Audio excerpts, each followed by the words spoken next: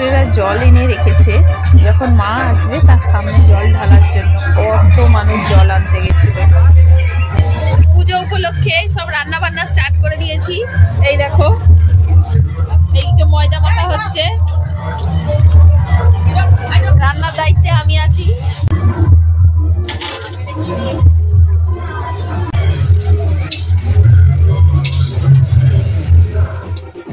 মাকে নিয়ে চলে আসা হয়েছে ঠিক সময়ে, যাতে বেশি দেরি না হয়। পুজোর 12টার আগে তো পুজোতে বসতে হয়, তো নাচতে নাচতে মাকে নিয়ে চলে আসা হয়েছে। তা আশেপাশের যত মানুষ আছে তারাও খুব খুশি, উৎসাহিত, সেটা তাদের মনের ভাব প্রকাশ করছে নাচার মাধ্যমে। এদিকে বোম ফাটানো হচ্ছে, বেশ সুন্দর একটা পরিবেশ।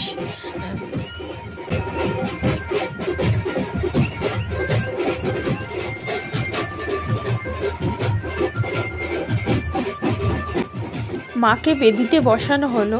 তারপর পুজোর প্রস্তুতির জন্য প্রথমেই যারা জল নিয়ে এসছে তারা পরিক্রমা স্টার্ট করে দিয়েছে। এই পরিক্রমা করার পর মায়ের চরণে জল ঢালবে, তারপর পুজো শুরু হবে। এর ফাঁকে আমি একটু মেলায় ঘুরে নিলাম, একটু লাইটিং হয়েছে সেগুলোও দেখে আসলাম। দেখো, এখন বাতাসা ছড়ানো হচ্ছে, পুজো হয়ে গেছে।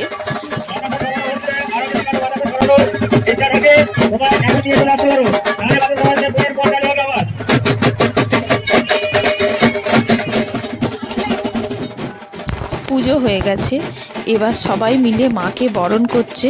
এবার মায়ের বিসর্জনের সময় হয়ে গেছে।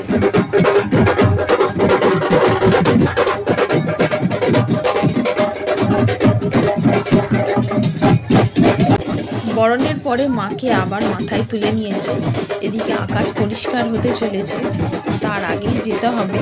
তো মাকে নিয়ে আবার নাচতে নাচতে সবাই এগিয়ে চলেছে বিসর্জনের পথে। হয়ে গেছে।